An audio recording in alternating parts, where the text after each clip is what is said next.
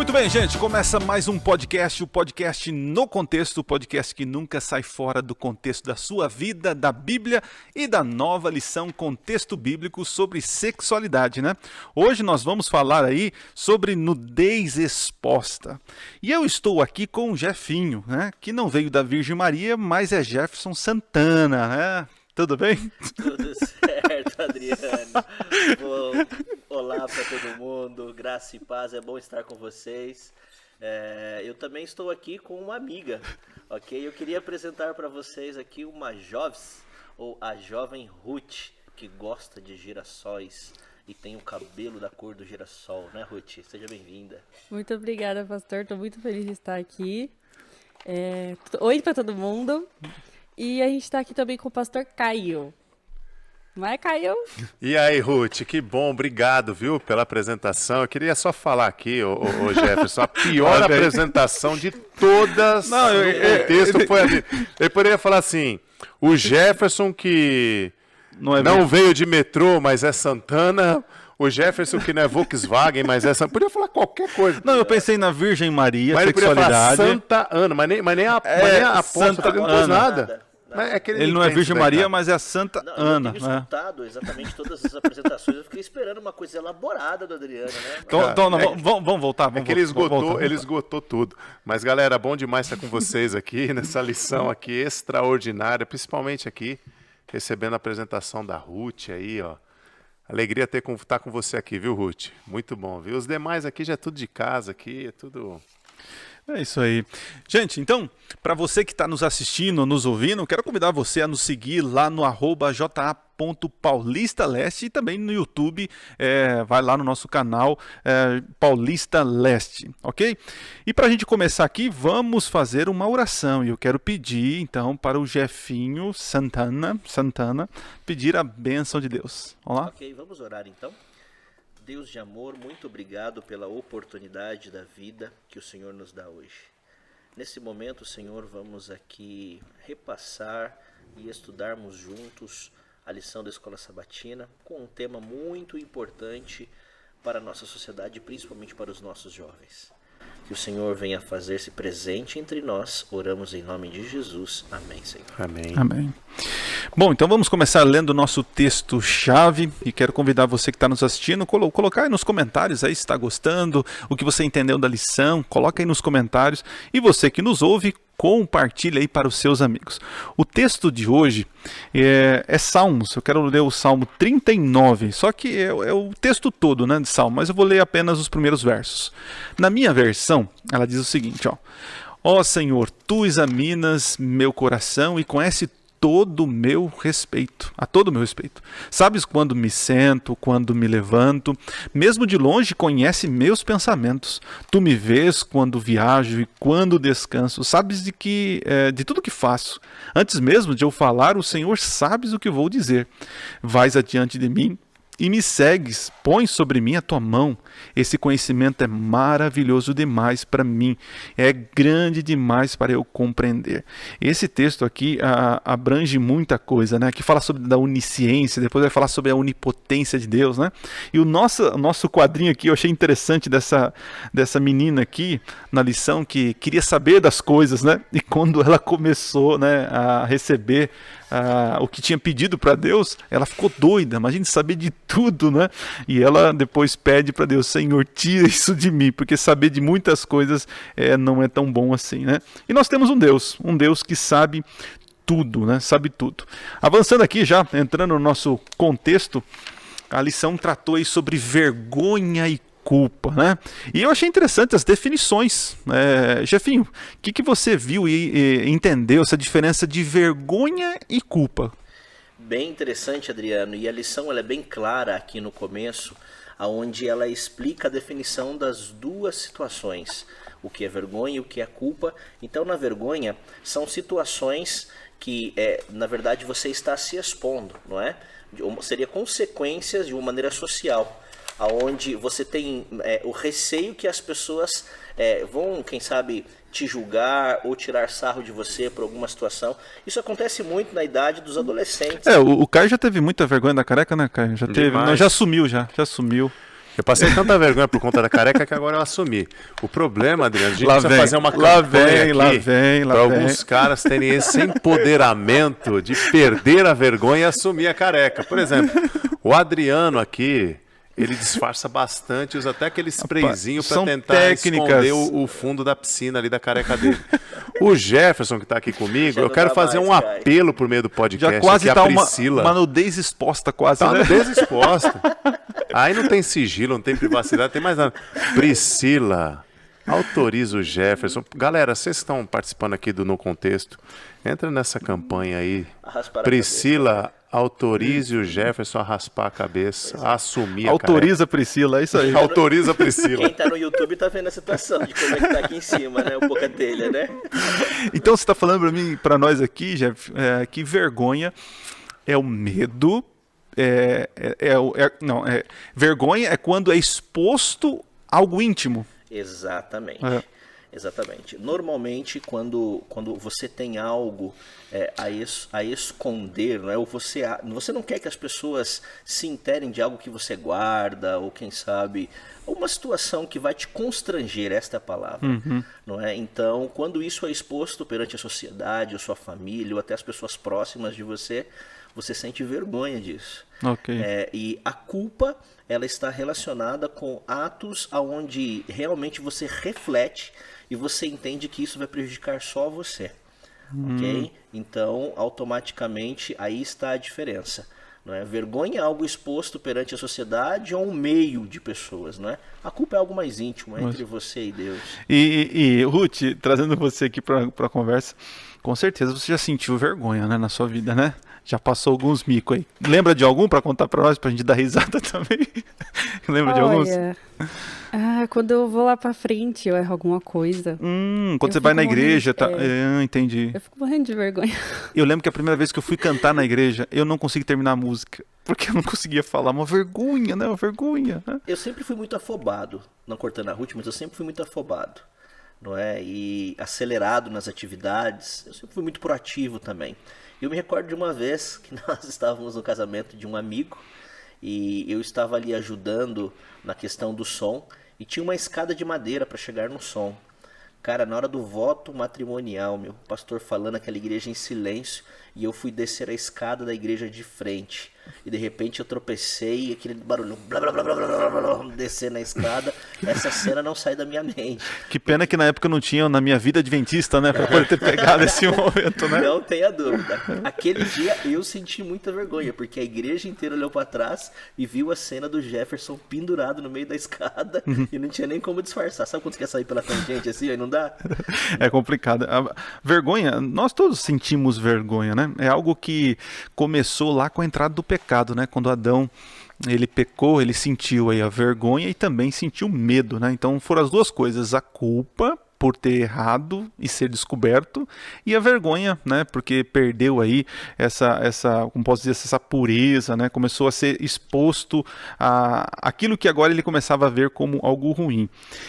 Ruth, voltando assim, eu quero ver aqui, ouvir a nossa participante aqui, a Ruth. Ruth, quando que a vergonha ela pode ser algo bom? É possível? A vergonha ser algo bom? Você acha que tem como a vergonha nos proteger de alguma coisa? É bom sentir vergonha? Posso dizer assim? A vergonha, ela pode ser boa quando eu erro, e aí eu sinto a vergonha, só que aí depois eu não cometo mais esse erro novamente.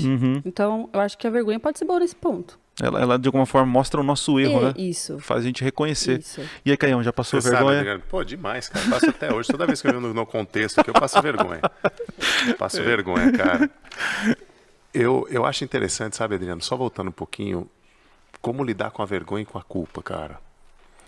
Às vezes a gente tá falando aqui, tem uma galera que tá ouvindo a gente, tá pensando exatamente em algumas culpas de coisas que fizeram, vergonhas que passam sucessivamente, aí talvez na escola, em casa, tanta coisa que... E o Jefferson bem colocou que a vergonha ela tem esse âmbito mais público, né, onde as pessoas é exposto algo que você fez ou não fez, mas direcionaram a você, e a culpa é uma coisa mais íntima. Ambos devem ser tratados no mesmo formato. Aquilo que é público, vamos se tratar de maneira pública. Se você tiver que pedir perdão as pessoas que lhe ofenderam, que você as ofendeu, é na esfera pública. E quando falamos da culpa, às vezes tem muito jovem que está culpado com alguma coisa, está ali com aquele peso na consciência, ele fala assim, mas agora eu vou falar com fulano, vou pedir a orientação do meu amigo, do fulano, do Beltrano. Se é íntimo, cara, se é uma coisa entre você e Deus, trata você e Deus. Não fica expondo aquilo que você talvez se sinta culpado, para que isso não venha gerar vergonha, porque só está no âmbito da culpa. Para que causar vergonha? Então, é importante como a gente lidar com ambas as coisas. Em se tratando de vergonha, rapaz, já passei muita vergonha. E uma coisa que sempre me norteou bastante foi a palavra de Deus, quando falava assim, que se você passar vergonha, perseguição por causa do meu nome, fique feliz por isso. Grandemente, assim, na época do bombeiro, quando eu trabalhava no corpo de bombeiros, o povo me chamava de pastor lá sem eu ser pastor. E era tudo por conta do sábado. Pô, o cara do sábado, no sábado não faz nada, no sábado é preguiçoso, no sábado não faz isso, tal. E o pessoal arrebentava. E às vezes iam pessoas ali visitar o quartel no sábado e perguntavam assim, e aquele ali? Aquele ali é vagabundo. E aquele ali não faz nada, tal. Isso era um pouco vexatório para mim, porque eu sabia que não condizia com a minha pessoa, porém, era uma vergonha, entre aspas, boa, porque dava para mim a oportunidade de manifestar o nome do meu Deus e testemunhar em relação a Ele. Então eu acho sim que a vergonha ela pode ser boa quando ela é para a honra e glória do nome de Jesus. Eu sempre fui uma pessoa tímida, né? Sou uma pessoa... Eu sei. Eu lembro a primeira vez que eu senti muita vergonha, né? Casos de família, que não é tão de família, né? Foi a primeira vez que eu levei um fora de uma menina... da televisão? Casos de família da televisão? Não, é mais ou menos. Eu lembro a primeira vez que eu levei um fora de uma menina que eu gostava, cara. Só que, hoje em dia, eu entendo, levar fora, beleza, tá tudo certo. Hoje eu encaro assim, né? Mas eu lembro que eu levei o fora, né? Eu tô até imaginando agora o fundo da musiquinha do Chaves, né? Eu levei o fora, só que não foi assim só... tá bom, beleza, você não quer namorar comigo, beleza, né? Mas, rapaz, eu lembro de sair chorando. E eu tava numa praça, numa antiga quermesse, e meus amigos correndo atrás de mim, louco, pensa que, olha, pior que o avestruz, eu queria achar um buraco ali, ó, me enterrar, né? E eu lembro, Jefinho, né, que aí eu me levantei naquela manhã, no outro dia, e falei assim, nunca mais passaria essa vergonha, né? E comecei a encarar esse medo, né? Eu vejo que a lição, ela tá trazendo aqui a lição, a questão da vergonha do homem, que ele é exposto ao pecado dele, né? Eu percebo que realmente, quando o pecado é revelado para as pessoas, a vergonha é um sentimento triste, que Deus nunca queria que eu e você, todos nós aqui, passássemos vergonhas. Mas agora que nós estamos nesse mundo de pecado, esse tipo de ferramenta ela pode ser tirada para o nosso benefício, né, Jeff? O que você acha aí? Com certeza. E pegando o gancho do que você mesmo mencionou, é interessante que lá no princípio, quando Deus criou o homem e a mulher, Deus os fez tão puros dentro do jardim do Éden, sem pecado, que exatamente eles não conheciam o que era vergonha, o que era culpa e o que era maldade. Na verdade, Deus estava poupando isso deles. E a partir do momento em que eles fazem uso do pecado, não é? Da desobediência, automaticamente aquilo que eles não conheciam, aquilo que Deus estava privando eles de conhecer, vem à tona na vida deles. E automaticamente, imediatamente, eles já sentem esse sentimento, eles trazem para eles o sentimento de culpa e o da vergonha pelo pecado, ou de se expor perante as pessoas, ou melhor, perante Deus naquele momento, né? E o mesmo acontece com a gente, Adriano, muitas vezes. Quando nós temos as nossas lutas e os nossos pecados, nós não queremos que a mãe, o pai, a esposa, o esposo, o namorado, o noivo, a sociedade em si saiba das nossas debilidades e das nossas fraquezas. Pegando um gancho do que o Caio mesmo mencionou, a vergonha às vezes ela é boa no sentido também de transformação, de arrependimento, não é verdade? Porque quando muitas vezes as pessoas escondem os seus pecados, normalmente elas acham que aquela vida de pecado ela está escondida de todo mundo. E como mesmo a lição está trazendo o contexto onde que Deus vê tudo, Deus sabe de tudo, Deus está em todos os lugares. Nós, por não vermos Deus à nossa frente, nós achamos que ninguém está nos observando, que ninguém sabe o que está acontecendo conosco. Mas Deus, realmente, Ele conhece todo o nosso coração, a nossa mente, o nosso pecado. Escondemos das pessoas, mas nós não escondemos de Deus. Agora tem um detalhe interessante. Nós temos vergonha e medo de esconder os nossos pecados, obviamente, e escondermos da sociedade, daqueles que são mais próximos, por não decepcioná-los. Mas nós não temos medo de esconder de Deus, porque se nós tivéssemos o medo de esconder de Deus, nós teríamos aí exatamente a sabedoria em nem praticar o pecado, nem praticar o erro, e muito menos tentar entrar nessa zona, né, para sentirmos vergonha ou culpa posteriormente. Uhum. Eu tô aqui imaginando as situações, né, vergonhosas. Até a lição traz aqui, né? Quem nunca sonhou que estava pelado, que atira a primeira pedra, né? Eu já sonhei várias vezes e é algo constrangedor, né? Bom, falamos bastante aqui sobre a questão da vergonha, que ela é um sentimento triste, né? Que hoje pode ser aproveitado para o nosso crescimento e que nunca foi a vontade de Deus, né? E eu tô olhando aqui, gente, para a bancada, a Bíblia Andrews, né? A Ruth veio com uma ostentação pura. Desculpa aí. Né? Outro nível, né? Outro nível, cara. É outro nível. E a lição toda marcadinha, a minha nem coitada, tá branquinha aqui. Até a do Caio nem tem nada. Post-it, né? Post-it. Então eu vou mandar uma pergunta aqui para Ruth aqui, né? O Ruth, o que você acha sobre essa questão? A lição tratou sobre privacidade e sigilo. O que você extraiu desse conceito aí de privacidade e sigilo? Antes de comentar isso, eu queria comentar a lição de segunda, posso? Opa, claro, opa. Então, o pastor Gerson falou sobre Adão e Eva, né? Aqui em Gênesis 2:25, diz que de que um e outro, o homem e sua mulher, estavam nus e não se envergonhavam. Uhum. Eles não se envergonharam naquele momento porque os dois compartilhavam do mesmo sentimento. Então, um estava ajudando o outro. Só que interessante é que quando Deus vai até eles, aqui em Gênesis 3:9, e chamou o Senhor Deus o homem e lhe perguntou, onde estás? E ele respondeu, ouvi a tua voz no jardim e porque estava nu, tive medo. Por que Adão e Eva tiveram medo? A vergonha, ela está associada muito com a vulnerabilidade. A Brené Brown, ela escreveu o livro A Coragem de Ser Imperfeito. Ela fala assim, que sentir vergonha é ter medo de romper vínculos, medo de que algo que fizemos ou deixamos de fazer nos torne indignos de nos relacionarmos com outras pessoas. Então, quando Adão e Eva, eles pecaram, eles não sentiram essa vergonha entre eles dois porque eles estavam partilhando do mesmo sentimento. Só que quando Deus vai até eles, eles sentem medo. Porque, poxa, Deus falou pra mim não fazer aquilo. E eu fui lá e fiz. Eles sentem medo porque eles se tornam vulneráveis agora. E aí eles se sentem indignos de estar na presença de Deus. Uau, rapaz, olha só. E hoje em dia, muitas pessoas cometem esse mesmo erro. Eles cometem o pecado, eles têm ciência de que eles cometeram esse pecado, e aí, em vez de eles irem até Deus para se fortalecer, para não cair novamente, eles se afastam porque eles se sentem indignos de estar na presença de Deus.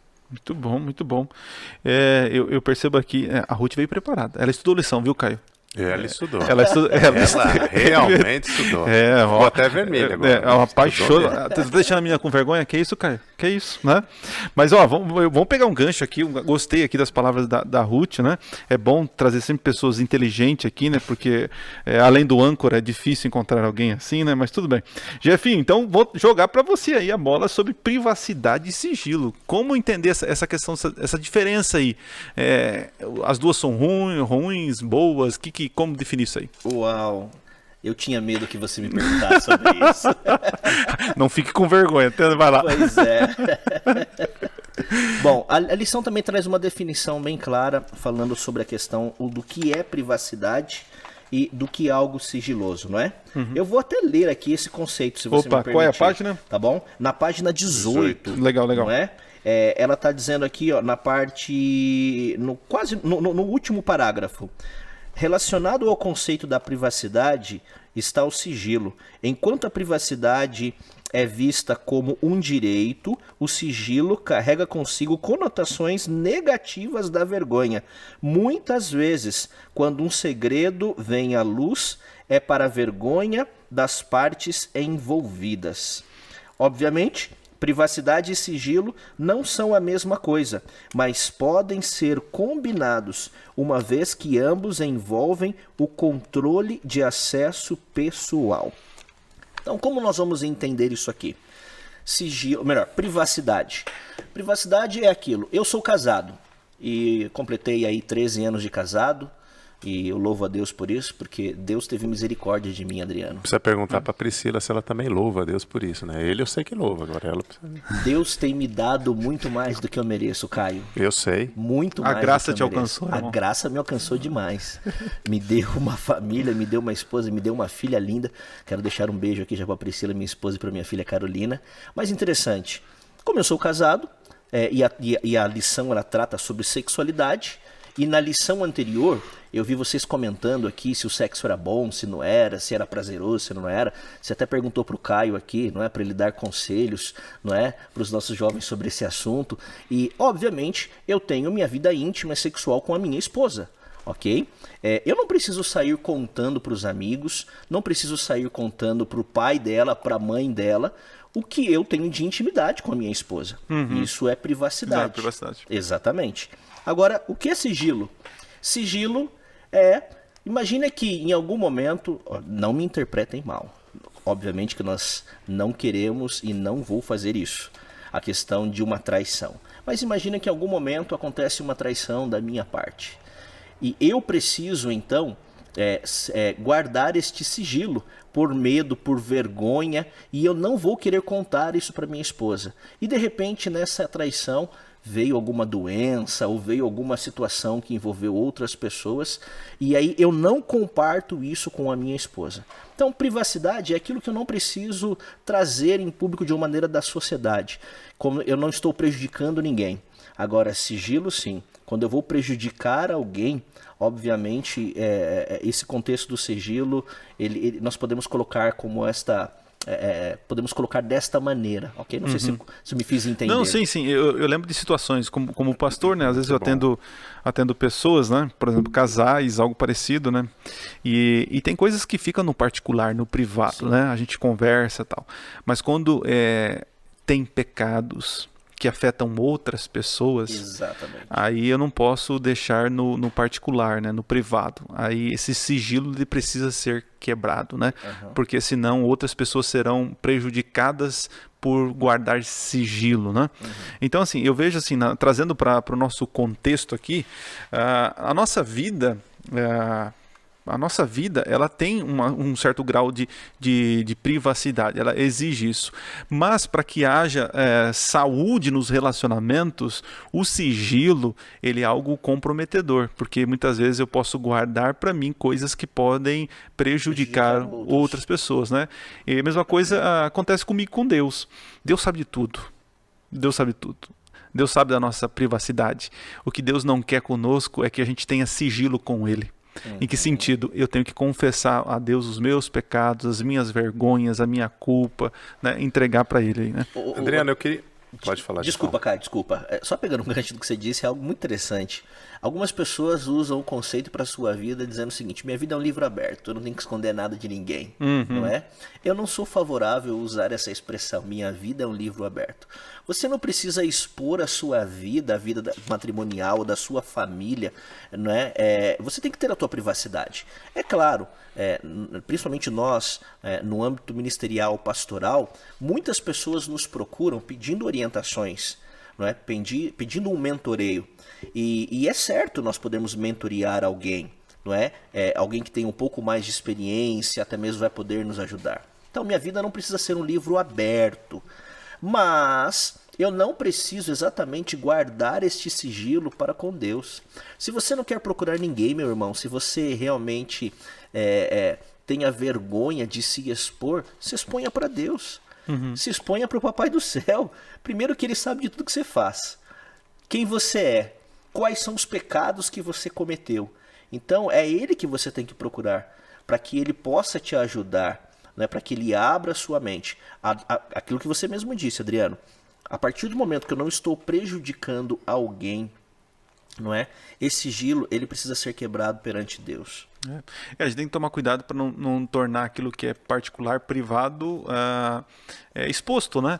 Por exemplo, o Caio já parou de mandar nudes, né? O Caio já parou, não manda mais nudes, que entendeu que isso é algo particular, algo, Mas sabe, algo privado. Depois que eu rapé a cabeça, cara, que mais nudez que essa aqui? Então, assim, tem meu retrato já é uma nudez. Tem muitos amigos nossos aí que estão nos ouvindo, nos assistindo, né? Que a nossa vida sexual, são coisas particulares, a gente não tem que ficar se expondo, né? A gente só expõe aquilo que é necessário, que vai ajudar alguém, né? E que não vai prejudicar outras pessoas. Adriano, só falar aqui a respeito desse lance de controlar a exposição, né? A gente tem que ter isso daí em mente, claro.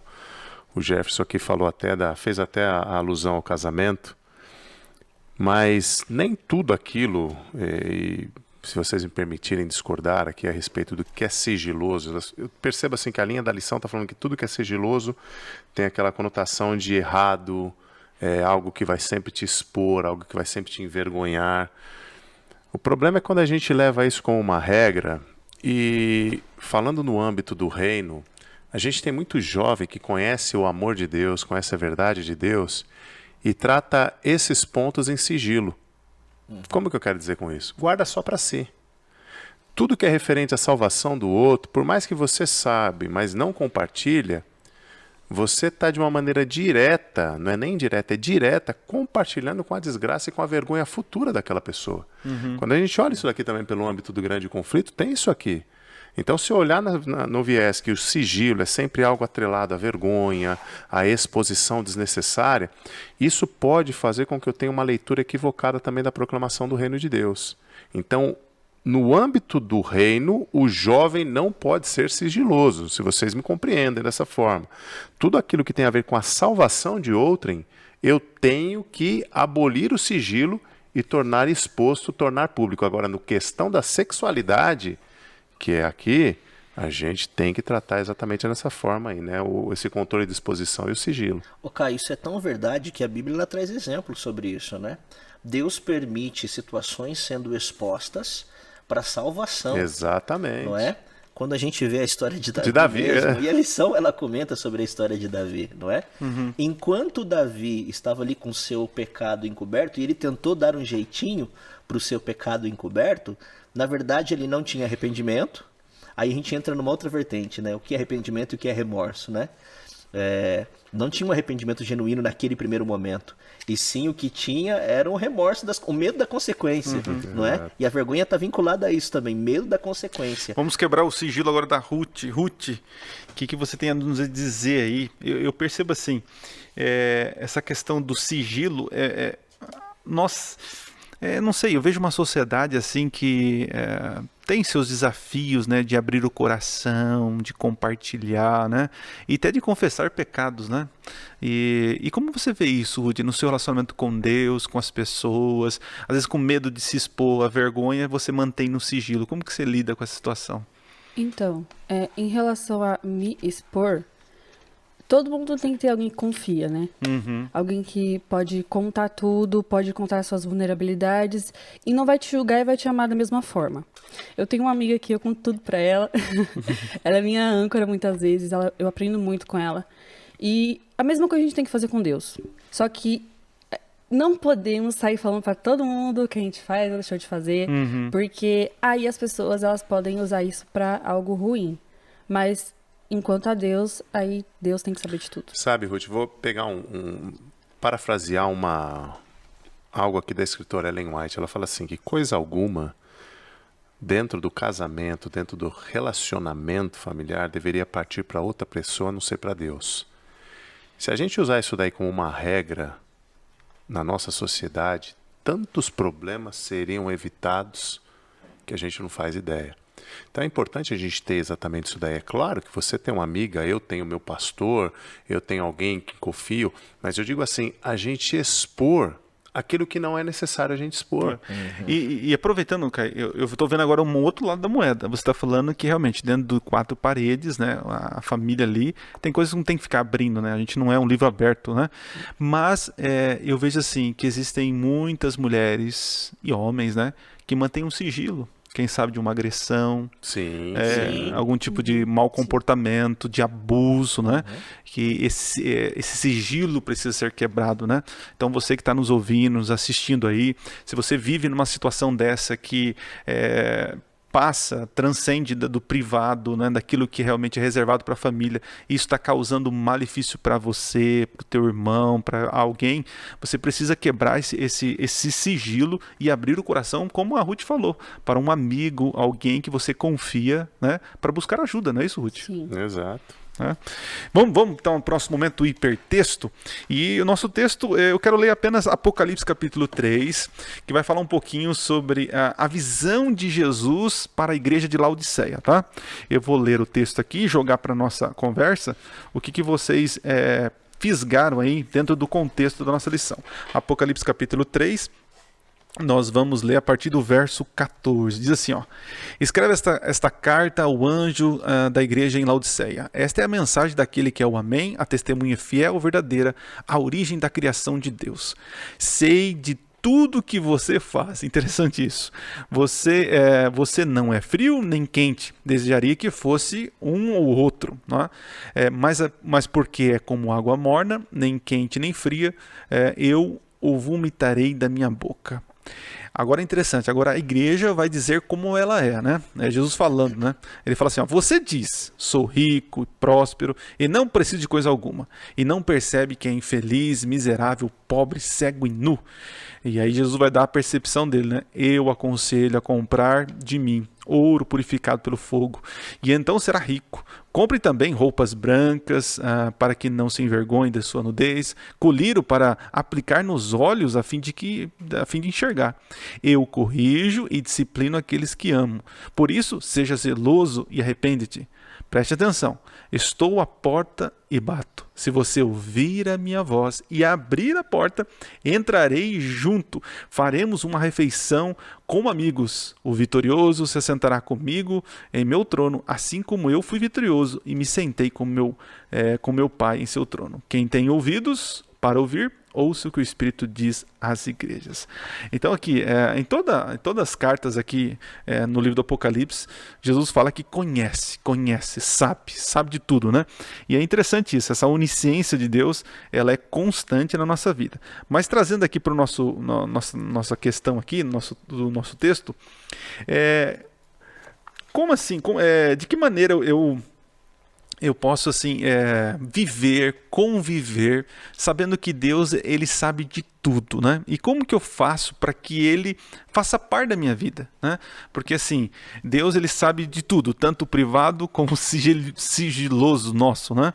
Mas como que eu faço para realmente viver uma vida, um livro aberto para o nosso Deus? Quem gostaria de comentar sobre isso? Na esfera celestial não existe privação nem sigilo. Essa é a verdade. Não tem como esconder nada, né? Desmascarar. Deus sabe tudo. O texto fala assim, eu conheço você muito bem. Uhum. Quer dizer, Deus conhece o meu íntimo, Deus conhece além das minhas ações, Deus conhece a minha intenção. Uhum. E quando a gente parte para esse lado, a gente percebe que não dá para esconder. Eu posso esconder da minha mulher, posso esconder do meu líder, posso esconder do meu chefe, do meu professor, mas nunca de Deus. E como eu posso aqui dar permissão para Deus entrar na minha casa e falar, Senhor, minha vida é essa desgraça toda mesmo, eu escondo das pessoas, eu tento me preocupar muito mais com a minha imagem do que realmente quem eu sou, e eu quero que o Senhor entre. Quando Jesus entra na minha casa, eu estou abrindo um pouco da minha privacidade, mesmo sabendo que Ele conhece, eu estou abrindo. Esse é para mim o exercício mais difícil, mais dificultoso de um ser humano, é você expor a tua privacidade. Uhum. É você chegar para alguém e falar assim, olha, eu sou isso, as pessoas pensam que eu sou aquilo, mas eu sou isso. E aqui nesse momento aqui, sabe, Adriano, do hipertexto, pegando esse gancho aqui de Apocalipse, eu coloco privacidade com testemunho, cara. Testemunho. Parece uma coisa testemunho fiel, né? Verdadeiro. Testemunho fiel, verdadeiro. É exposição, assim como a privacidade é uma exposição controlada, você controla aquilo que você vai expor para as pessoas, eu acho que o testemunho é você escancarar realmente a Cristo. É uma coisa assim, algo real. Ser autêntico, autenticidade. Eu vou pôr aqui, privacidade, autenticidade, é a palavra que eu vou colocar aqui. Jefinho, falando sobre esse Jesus querendo entrar na nossa vida, né?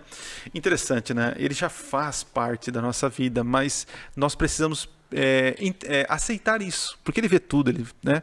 E aqui no texto diz que ele está à porta, né, batendo, né? Entendendo esse conceito aqui e aproveitando nossa palavrinha da rede semântica aí, privacidade, o que você pode nos ajudar aí na compreensão desse texto e uma palavra para linkar aí a nossa palavrinha semântica?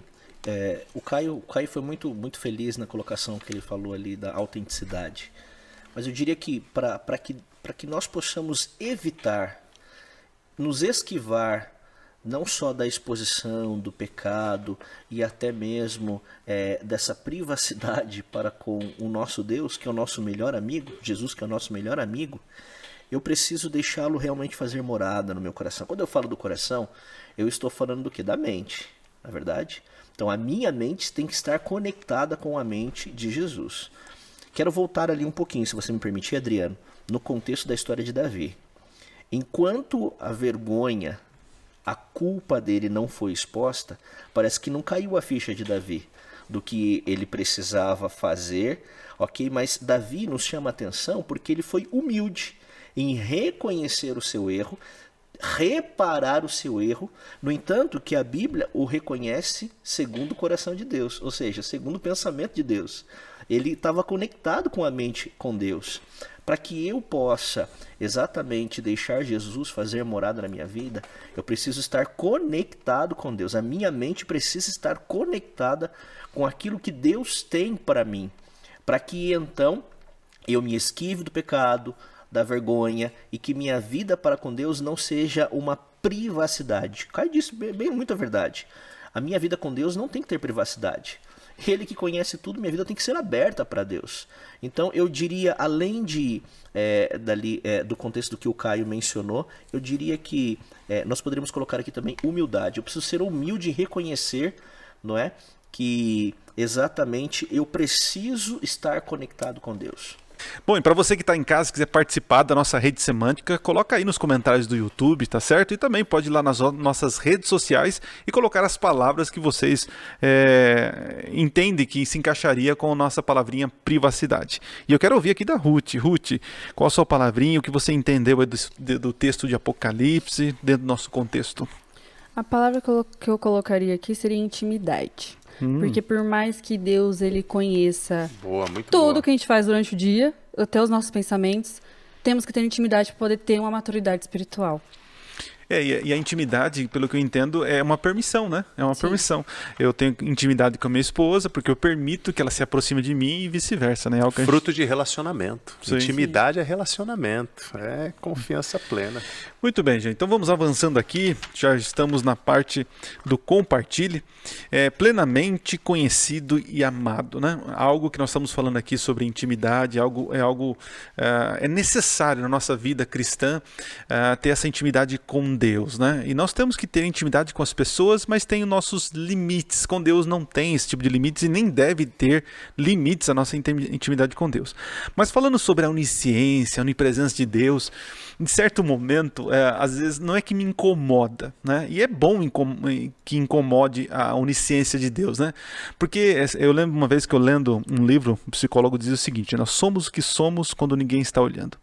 Quando ninguém está olhando, Caio, o Jefferson coloca o dedo no nariz. Coloca o dedo no nariz e não sei depois onde ele coloca.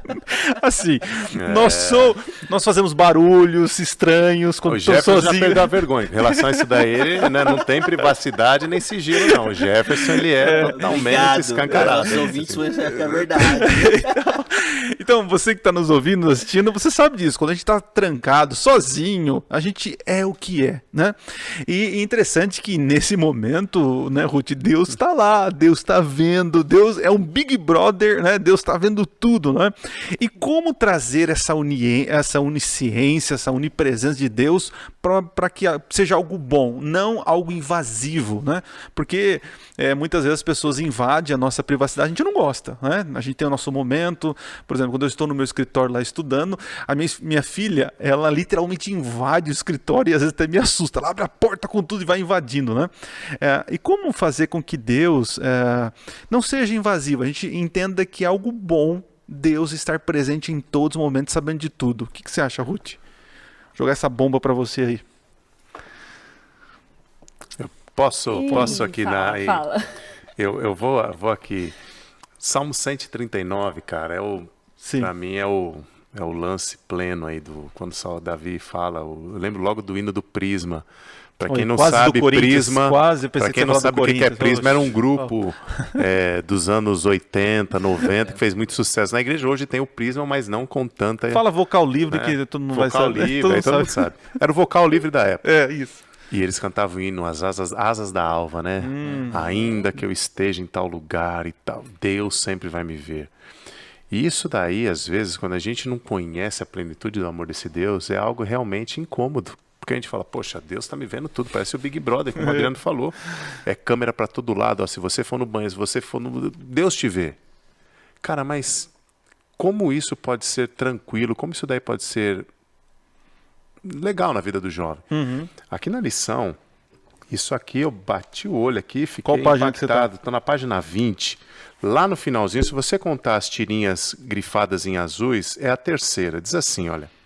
Só Deus é capaz de preencher nossos anseios, porque somente seu amor divino pode ou poderia amar o que não é amável, cara. Cara do céu. Eu conheço cara que termina o namoro porque a namorada falou não presta, é um safado. Conheço amigos que terminam o relacionamento e falam, minha namorada é isso, é aquilo, não vale nada. E tal. Cara, Deus ama as pessoas independentemente das atitudes e das coisas que eles fazem. Deus ama sabendo quem é a pessoa. Exatamente, ele sabe. Ele não compactua com o pecado, cara. Se a Priscila soubesse quem é o Jefferson... ela pegava a Carolina e sumia.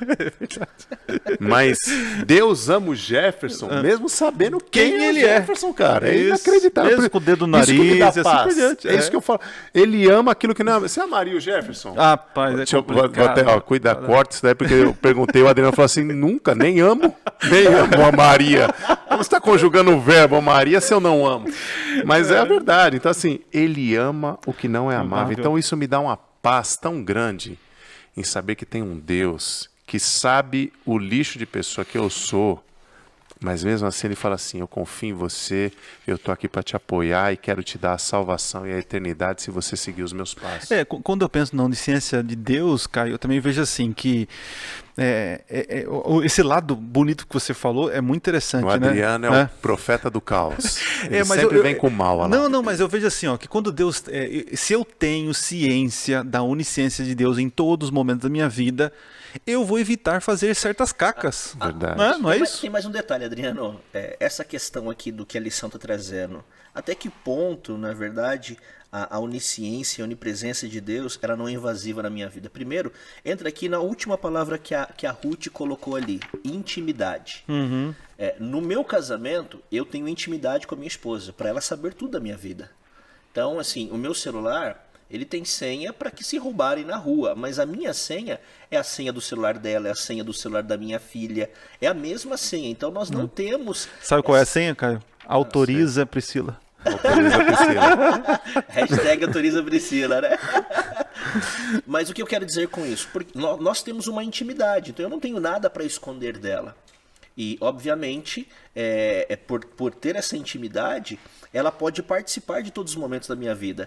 A mesma coisa é com Deus. Se eu tenho intimidade para com Deus, eu não tenho que ter medo dele estar presente na minha vida. Essa intimidade me faz com que Deus participe da minha vida em todos os aspectos, nos momentos bons e nos momentos ruins, nas escolhas boas e nas escolhas não tão boas assim. Obviamente, se eu tenho intimidade com Deus e deixo Ele participar da minha vida, as minhas decisões serão as melhores possíveis, porque Ele vai me ajudar com isso. Então você que está nos ouvindo, tem intimidade com Deus. Se você tem intimidade com Deus, Ele nunca vai ser invasivo na sua vida. E é interessante que intimidade, né, criar uma intimidade nem sempre é usar palavras, né? Eu digo assim, porque na minha intimidade com Deus, muitas vezes, nas minhas orações, né, eu às vezes não tenho palavras para descrever quem eu sou, o que eu estou sentindo. Então eu fico em silêncio e muitas vezes falo assim, igual Davi, Senhor, sonda meu coração. Estou abrindo a porta do meu coração, sonda o que está dentro, porque se eu for expressar com palavras, eu vou fazer caca. Igual muitas vezes com a minha esposa, né? Minha esposa, eu quero dizer que amo ela, mas às vezes eu faço do meu jeito e não corresponde daquilo que ela está esperando, né? Então, assim, a intimidade com Deus fica mais tranquila, porque Deus conhece quem somos, né? E você, Ruth, sente paz sabendo que Deus sabe quem você é, das situações da sua vida? Como você traz isso de algo positivo na sua vida? Isso é muito bom, porque eu posso chegar até Ele e contar tudo o que eu tenho para contar, que Ele vai me amar da mesma forma. Só que aí eu preciso também ter o meu esforço de também lutar contra as vontades, né? Muito bem. A gente, sabendo que Deus convive lado a lado conosco, né? A gente tem que, eu sempre uso essa palavrinha, nos policiar, né? Sabendo que Deus está presente, né? E veja, eu falo, outro dia eu estava lendo, acho que é John Stott, foi John Stott que falou, né? Não foi John Stott. Um escritor falando assim que o tempo que nós passamos no Facebook e nas redes sociais será usado contra nós no julgamento, né? Porque nós tivemos tanto tempo para se dedicar a essas coisas que deixamos de ter tempo com Deus, né? E para ir para a parte final aqui, gente, para nossas considerações finais, né? Eu queria que vocês abrissem o coração de vocês aí para os nossos ouvintes, né? Isso, revelasse a nudez do coração de vocês, aconselhando, né?